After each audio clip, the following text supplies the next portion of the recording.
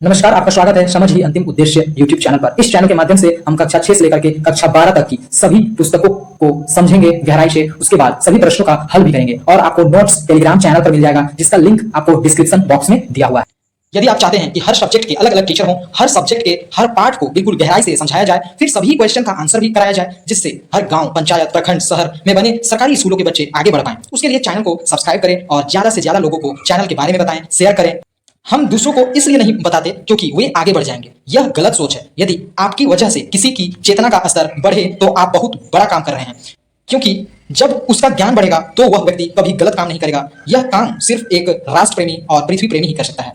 विद्यार्थी के लिए सारे रास्ते खुले हुए होते हैं, 7th 8th 9th 10th 11th 12th graduation, career, life style etcetera. Okay, आप आगे पीछे दाएं बाएं ऊपर नीचे सभी तरफ जा सकते हैं, लेकिन बिना प्रकाश के आप किसी भी रास्ते में जाएंगे तो आपको गड्ढे में भी गिरना पड़ सकता है।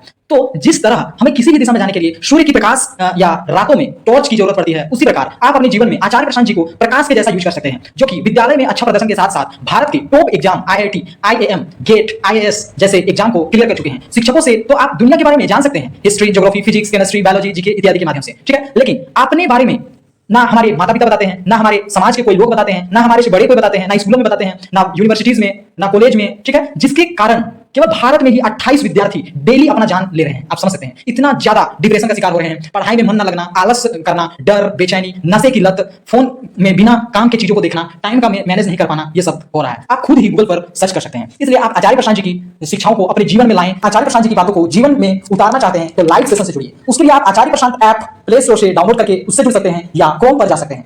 यदि आपको हेल्प चाहिए तो आप 6287845795 इस नंबर पर व्हाट्सएप कर सकते हैं, क्योंकि मैं आचार्य प्रशांत जी की शिक्षाओं से पहले से जुड़ा हुआ हूं और मेरे जीवन में बहुत बदलाव आए हैं। मैं आपको मेरे प्रोफाइल से इनवाइट लिंक भेज दूंगा और आप आसानी से जुड़ सकते हैं और अपने जीवन को बदल सकते हैं। इनके द्वारा करोड़ों विद्यार्थियों का जीवन बदल रहा है। उन्हें अवार्ड भी मिल चुका है एनवायरमेंट को सुरक्षा रखने के लिए। मैं एक वीडियो आपको रिकमेंड करना चाहूंगा, ऑपरेशन 2030। ये वीडियो आप अवश्य देखिएगा यदि आप अपने पृथ्वी से प्यार करते हैं तो।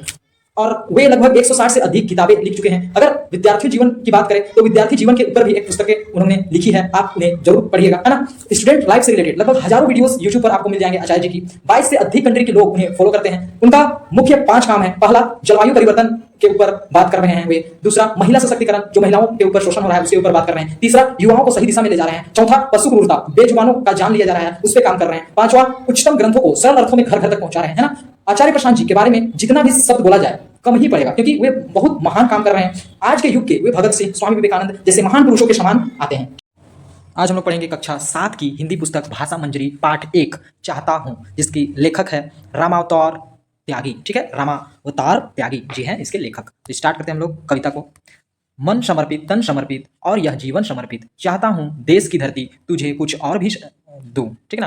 वो क्या कह रहे हैं कि मन भी समर्पित है और तन भी समर्पित है और यह जीवन भी समर्पित है, चाहता हूं देश की धरती तुझे कुछ और भी दूं, ठीक है। इसका आशय क्या है, देखिए कि कवि कहते हैं कि उन्होंने अपना मन, शरीर, पूरा जीवन अपने मातृभूमि के लिए, अपने देश को समर्पित कर दिया है। फिर भी उनकी यह इच्छा है कि वे अपनी देश की धरती को कुछ और भी दें, ठीक ना।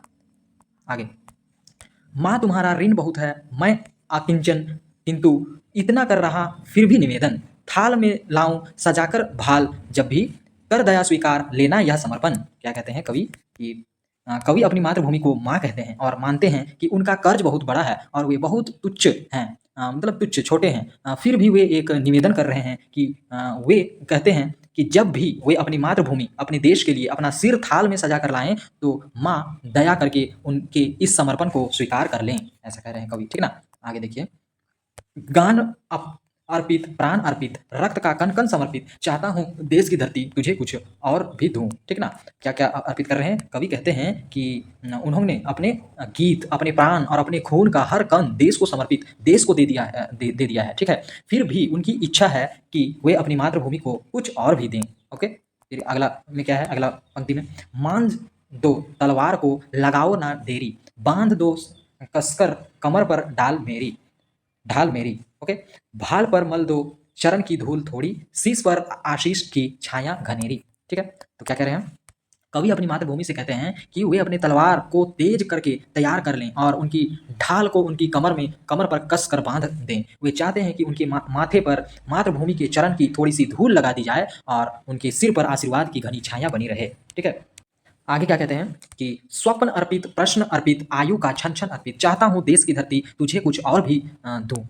क्या कह रहे हैं कि कवि कहते हैं कि उन्होंने अपने सपने, प्रश्न और जीवन का हर पल अपनी देश के लिए, अपने मातृभूमि को समर्पित कर दिया है। फिर भी उन्हें लगता है कि यह पर्याप्त नहीं है और वे अपनी देश की धरती को कुछ और भी देना चाहते हैं। ठीक है, अगला पंक्ति में क्या है, तोड़ता हूँ मोह का बंधन क्षमा दो। ठीक है, तोड़ता हूँ मोह का बंधन क्षमा दो, गांव मेरे द्वार घर आंगन क्षमा दो, आज सीधे हाथ में तलवार दे दो और बाएं हाथ में ध्वज को थमा दो। ठीक है, क्या कह रहे हैं कि कवि कहते हैं कि वे अपने परिवार और गांव के प्रति मोह के बंधन को तोड़ रहे हैं और इसके लिए क्षमा मांगते हैं। वह कहते हैं कि उन्हें अपने सीधे हाथ में तलवार और बाएं हाथ में देश का झंडा दे दिया जाए ताकि वे अपनी मातृभूमि की रक्षा कर सकें। ठीक है ना, आगे देखिए, सुमन अर्पित, चमन अर्पित, नीड का तृण तृण समर्पित, चाहता हूँ देश की धरती तुझे कुछ और भी दूं। है ना, क्या कह रहे हैं कवि, कवि कहते हैं कि उन्होंने अपनी मातृभूमि को फूल, बगीचे और पक्षियों के घोंसले का एक एक तिनका भी समर्पित कर दिया है। इनके बाद भी उन्हें लगता है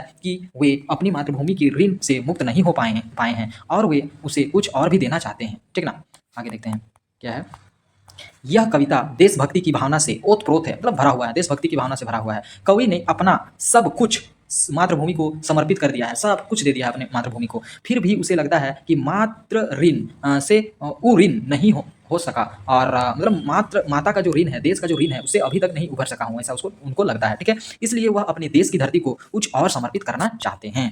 ठीक है, क्लियर है। आगे अब हम लोग क्वेश्चन आंसर बनाते हैं अभ्यास पार्ट से। हमारे ऊपर अपनी मातृभूमि का क्या क्या ऋण हो सकता है, हमारे ऊपर अपने मातृभूमि का क्या क्या ऋण हो सकता है। देखिए, हमारे ऊपर अपनी मातृभूमि का ऋण है क्योंकि वह हमें जन्म, जीवन, शिक्षा, सुरक्षा, संस्कृति, पहचान प्रदान करती है। वह हमें रहने के लिए भूमि और जीवन जीने के लिए आवश्यक संसाधन देती है। ठीक है ना, अगला प्रश्न क्या है, कवि अपनी मातृभूमि को अपना सब कुछ समर्पित क्यों करना चाहते हैं। कवि अपनी मातृभूमि को अपना सब कुछ समर्पित करना चाहते हैं क्योंकि वह मातृभूमि के प्रति अपनी कृतज्ञता, अपनी कर्तव्य व्यक्त करना चाहते हैं। ठीक ना, करना चाहता है और उसे अपनी मातृभूमि से अत्यधिक प्रेम है। ठीक, अगला प्रश्न क्या है कि थाल में लाऊं सजाकर भाल जब भी, पंक्ति में निहित भाव को स्पष्ट कीजिए। इस पंक्ति में क्या भाव निकल के आ रहा है वो स्पष्ट करना है। ठीक है, इस पंक्ति में कवि ने अपनी मातृभूमि की रक्षा के लिए अपना सर्वस्व न्यौछावर करने को तैयार है। ठीक ना, मतलब अपना सर भी धड़ से अलग करने के लिए तैयार है, सर्वस्व न्यौछावर करने के लिए तैयार है। वह अपने सिर को भी थाल में सजाकर अपनी मातृभूमि को अर्पित कर सकते हैं। ओके, अगला प्रश्न क्या है, कवि में युद्ध में जाने से पूर्व किस तरह की तैयारी की बात की है।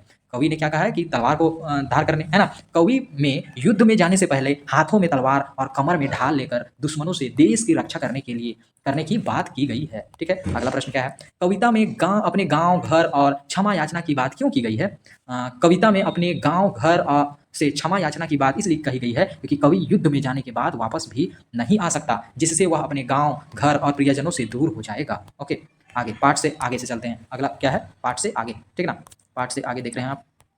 पार्ट से आगे में पहला क्वेश्चन क्या है, सैनिक सीमा की सुरक्षा करते हुए देश के हित में कार्य करते हैं। हम भी अपनी अपनी जगह से देश के हित के लिए अनेक कार्य कर सकते हैं। सोच कर लिखिए कि अपने देश की भलाई के लिए हम क्या क्या कार्य कर सकते हैं। क्या क्या कार्य कर सकते हैं हम, कम बिजली उपयोग कर सकते हैं, पेड़ लगा सकते हैं, पेड़ की कटाई कम कर सकते हैं, जनसंख्या कम कर सकते हैं, मतलब कम से कम बच्चा पैदा कर सकते हैं। उससे क्या होगा, कार्बन फुटप्रिंट कम होगा। ठीक है, और जलवायु परिवर्तन जिस कारण से हो रहे हैं वो काम नहीं करेंगे हम लोग। ठीक ना, कम से कम प्लास्टिक का यूज करेंगे। ठीक है, और ज्ञान की ओर ज़्यादा अग्रसर होंगे। ठीक है, और देश के लिए हर पल कोशिश करते रहेंगे कुछ अच्छा करने का। ओके, तो आगे देखते हैं अगला प्रश्न क्या है, हमारे देश की सीमाओं की रक्षा करने वाले वीर सैनिक अपना सब कुछ समर्पित करने के लिए सदा तत्पर रहते हैं। एक भारतीय सैनिक की दिनचर्या के बारे में पता करके लिखिए। ठीक है, पता करना है और आपको लिखना है। तो शायद होता होगा कैसा कि सुबह उठते होंगे वे लोग, कसरत करते होंगे, है ना, फिर अपना सारा होता होगा। देखिए, सुबह जल्दी उठकर शारीरिक व्यायाम और परेड करना, फिर हथियारों का अभ्यास और युद्ध की रणनीतियों का प्रशिक्षण लेना, सीमाओं पर गश्त करना और निगरानी रखना,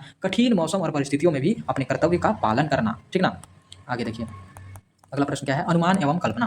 पता कीजिए कि आजकल के युद्ध किन हथियारों और यंत्रों की सहायता से लड़े जाते हैं। किस यंत्रों से, वही बंदूकों से, तोप से, आप समझ सकते हैं कि ड्रोन से, फाइटर जेट से, ये सब से लड़ा जाता है। 25 वर्षों के बाद के किसी युद्ध में किन हथियारों का यंत्र का प्रयोग हो सकता है, सोचिए और लिखिए। 25 वर्ष के बाद कहा जा रहा है। ठीक ना, तो देखते हैं हम लोग। आज के युद्ध मिसाइल, ड्रोन, लड़ाकू विमान, टैंक, उन्नत मतलब बहुत एडवांस बंदूकें और साइबर हथियार, ये सबसे किया जाता है। 25 वर्ष के बाद भविष्य में युद्ध की कृत्रिम बुद्धिमत्ता मतलब एआई के द्वारा संचालित रोबोट, हाइपरसोनिक मिसाइल, लेजर हथियार और अंतरिक्ष में आधारित हथियार प्रणाली का उपयोग हो सकता है। ठीक है, अगला प्रश्न क्या है? अगला प्रश्न देखते हैं। आपकी समझ में कवि ने देश की धरती को माँ कहकर क्यों संबोधित किया है? कवि ने देश की धरती को माँ इसलिए कहा है क्योंकि जिस तरह एक माँ अपने बच्चों का पालन पोषण करती है, उसी तरह हमारी मातृभूमि भी हमें जीवन, भोजन, जल और रहने के लिए जगह देती है। वह हमें सुरक्षा और पहचान भी प्रदान करती है। इसलिए मातृभूमि को माँ का सम्मान दिया गया है। ठीक है, अगला भाषा संदर्भ। रक्त का कण कण समर्पित, आयु का छन छन अर्पित, नीड़ का तृण तृण तृण अर्पित। कविता की उपयुक्त पंक्तियों में कण कण, छन छन, तृण तृण में ध्यान दीजिए। यहाँ शब्दों की पुनरुक्ति हुई है। ठीक है ना, पुनरुक्ति मतलब रिपीट हुआ है। ठीक है, शब्द रिपीट किया है। कविता में शब्दों की पुनरुक्ति से सौंदर्य बढ़ जाता है। ठीक है ना, सुंदरता बढ़ जाता है और कवि अपने भावों को सरस और रोचक ढंग से व्यक्त करने में सफल होता है। ठीक ना, आप भी अक्सर दैनिक जीवन में ऐसा प्रयोग करते हैं। ऐसे वाक्यों को आप एकत्र कीजिए जिसमें एक ही शब्द की पुनरावृत्ति हो। आप ऐसे प्रयोग को ध्यान से देखिए और निम्नलिखित पुनरावृत्त शब्दों का वाक्यों में प्रयोग कीजिए, जैसे कि धीरे धीरे, मंद मंद, चलते चलते, हंसते हंसते, गाते गाते, थोड़े थोड़ा। ठीक है, हंसते हंसते, गाते गाते, रोते रोते, कुछ भी कह सकते हैं। ठीक ना, आगे कविता में ऋण, प्राण, रक्त इत्यादि शब्द आए हैं। ये शब्द तत्सम है, जबकि धरती, गांव, हाथ इत्यादि तद्भव है। ठीक है, तत्सम क्या कहलाते हैं? जो शब्द संस्कृत भाषा के हैं और उसी के रूप में हिंदी में प्रयोग किए जाते हैं डायरेक्ट। ठीक ना, जैसे कि ऋण संस्कृत का है लेकिन हिंदी में भी डायरेक्ट प्रयोग कर दिया जाता है, उसको तत्सम कहते हैं। और तद्भव किसे कहते हैं? संस्कृत के ऐसे शब्द जिनका रूप परिवर्तन होकर हिंदी भाषा में प्रयोग होता है, उसे तद्भव कहते हैं। ठीक है, जैसे कि आप देख पा रहे होंगे धरती, है ना, धरती, गांव, हाथ, ये सब संस्कृत के ऐसे शब्द जिनका रूप परिवर्तन होकर हिंदी भाषा में प्रयोग होता है, वे तद्भव कहलाते हैं। जैसे कि तत्सम है दंत, तो वो हिंदी में क्या हो जाता है? दांत। दुग्ध तो दूध, आम्र तो आम। ठीक है, इस तरह नीचे कुछ तत्सम शब्द दिए हैं, इनके तद्भव शब्द पाठ में से ढूंढ कर लिखना है। ठीक, नीचे कुछ दिया हुआ है, देखिए। तृण तो क्या हो जाएगा? तृण का शायद होगा तृष्णा, है ना, तो देखते हैं हम लोग क्या होता है। हाँ, तृण का होगा तिनका, ग्राम का गांव, हस्त का हाथ, गृह का घर। ओके, और यहाँ पर देखते हैं, यहाँ तद्भव दिया हुआ है, हमें बनाना है तत्सम। ठीक ना, यहाँ पर क्या दिया हुआ है? तद्भव दिया हुआ है। अब निम्नलिखित तद्भव शब्दों को तत्सम रूप बताकर लिखिए। अब हिंदी में दिया हुआ है, इसको संस्कृत में क्या कहते हैं? सपना को स्वप्न कहते हैं, आग को अग्नि कहते हैं, जो कि डायरेक्ट हिंदी में भी हम लोग यूज कर सकते हैं। ठीक ना, चांद को चंद्रमा कहते हैं, तांबा को ताम्र कहते हैं, पोता को क्या कहते हैं देख लेते हैं। पोता को कहते हैं पौत्र। ठीक ना, पोता को पौत्र कहते हैं। ओके, अगला क्या है? अगला है हमारा तीसरा नंबर, कर दया स्वीकार लेना यह समर्पण। इस पंक्ति में आए शब्द समर्पण में प और अधरा एक संयुक्ताक्षर है। प र में र और प संयुक्त है। ठीक है, प और र संयुक्त है, एक साथ है।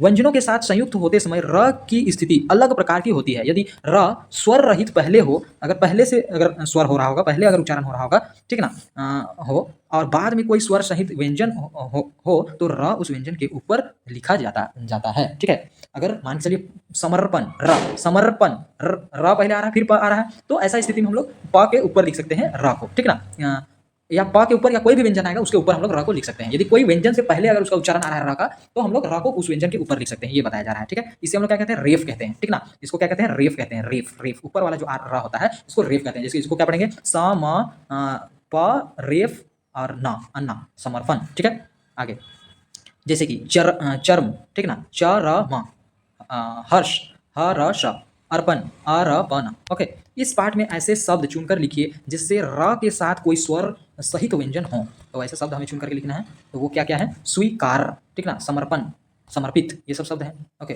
कुछ करने को दिया गया है, देखते हैं। अपने विद्यालय के पुस्तकालय से मतलब लाइब्रेरी से देशभक्ति की कविताएं खोजकर पढ़िए और कक्षा में उसका पोस्टर बनाकर चिपकाइए। ठीक, थोड़ा हूँ मोह का बंधन क्षमा दो, गांव मेरे द्वार घर आंगन क्षमा दो। उपरोक्त पंक्तियों में कवि अपना घर छोड़ते हुए अपने गांव आंगन से क्षमा मांगते हैं।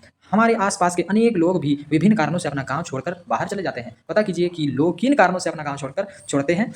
यह भी पता कीजिए कि अपना गांव घर परिवार छोड़ने पर उन्हें कैसा लगता होगा और नीचे दी गई तालिका को पूरा कीजिए। ठीक है, तो पहला निकला है, पहले आदमी का छोड़ने का कारण क्या है और उसको छोड़ने के बाद कैसा महसूस हुआ था, वो लिख रहा है। ठीक है, कोई तो देशभक्ति के लिए छोड़ते हैं, कोई तो कमाई के लिए भी छोड़ते हैं। ठीक है, कोई मौसम खराब के कारण बाढ़ आ जाती है उसके कारण छोड़ देते हैं, या कोई भूकंप आ जाता है, या कहीं युद्ध हो रहा होता है बहुत ज़्यादा, तो हर कारण से छोड़ते हैं। लेकिन हर कारण में वे महसूस करते होंगे दुख का ही महसूस करते हैं। ठीक है ना।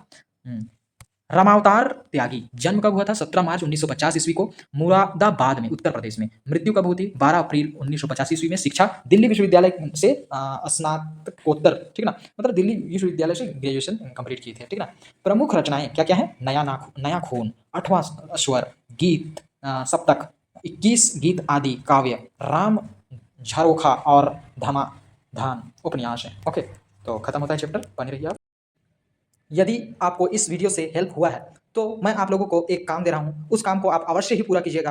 आप देख पा रहे होंगे कि आपको वीडियो के नीचे मोर करके लिखा हुआ दिख रहा होगा, मोर करके, उस मोर पर आप क्लिक कीजिएगा, आपको डिस्क्रिप्शन पेज खुल जाएगा, ठीक है। डिस्क्रिप्शन पेज में फिर से आपको मोर लिखा हुआ दिखेगा, मोर पर फिर से आप क्लिक कीजिएगा, ठीक है ना, तो आपका डिस्क्रिप्शन ओपन हो जाएगा। आप नीचे की ओर स्क्रॉल करते हैं, आप देख पा रहे हैं कि क्लाइमेट चेंज बाय आचार्य प्रशांत जी, इस वीडियोस को अवश्य ही आप देखिएगा। क्लाइमेट चेंज के ऊपर आचार्य जी की वीडियो है, ये आज का सबसे बड़ा मुद्दा निकल चुका है। यदि आप अपने घर वालों से प्यार करते हैं, यदि आप अपने गांव वालों से प्यार करते हैं, यदि आप अपने शहर से, अपने राज्य से, अपने देश से प्रेम करते हैं, अपने विश्व से, अपनी पृथ्वी से यदि आप प्रेम करते हैं, तो ये वीडियो को आप अवश्य ही शेयर कीजिएगा। आचार्य जी की जो वीडियो है क्लाइमेट चेंज का समाधान, ये वीडियो को आप देखिए, समझिए, ज़्यादा से ज़्यादा लोगों तक शेयर कीजिए, क्योंकि अगर आप अपने देश के लिए कुछ काम करना चाहते हैं, कुछ अपना स्वधर्म निभाना चाहते हैं, तो ये वीडियो को ज़्यादा से ज़्यादा लोगों तक शेयर कीजिए, क्योंकि सबसे बड़ा मुद्दा बन चुका है अभी क्लाइमेट चेंज। क्योंकि 365 में से ऐसा कोई भी दिन नहीं है जिस दिन हमारा क्लाइमेट ठीक है ना। और सबसे बड़ा नुकसान जानवरों को हो रहा है और गरीब तबके के लोगों को हो रहा है, ठीक है, जो कि इसके लिए वे जिम्मेवार भी नहीं है। जिम्मेवार तो वो अमीर लोग हैं जो ज़्यादा से ज़्यादा कार्बन फुटप्रिंट छोड़ रहे हैं और पृथ्वी को नुकसान पहुंचा रहे हैं, ठीक है।